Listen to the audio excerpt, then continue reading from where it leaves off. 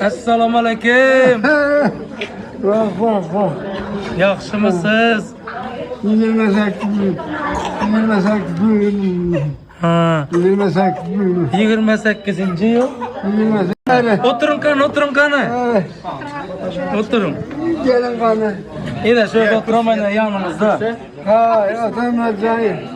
Telefonla hayır bereket, hazırlar bir sağlık olmayı, baş gözümüzler görmeye.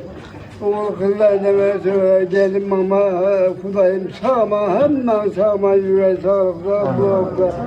Rahmet izletilmeler gelene kadar rahmet. Hormatınız beyik, yürüyteler, bitçi geçirağın boldu, toyam uzağa çekti. Ha meyli gezi uzağa, gezi yok.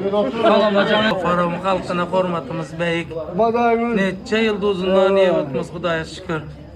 Kudaya şükür. Ha. Rahmet sağ olun izletilmeler gelene kadar. Gelmeyeceğiniz Gözümüz akıllı geldi gözü mi? beni çağırdı. Çılgazı sormattınız ha. Gözümüz geldi mi?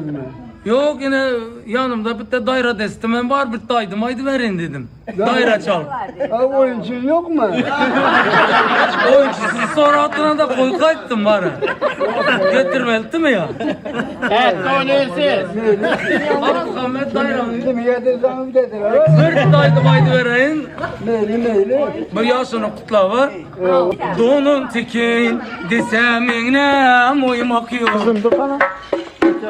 Saz bile sohbete dostlar doymak yok. Şu cahillerden dan at gençe gitmek yok.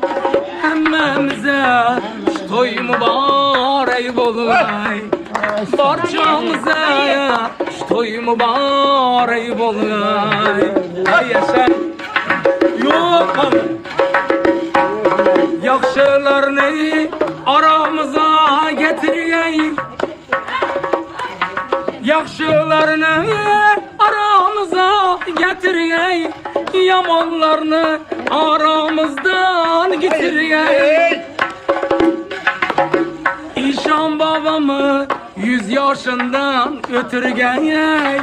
Hemmemize mübarek olay.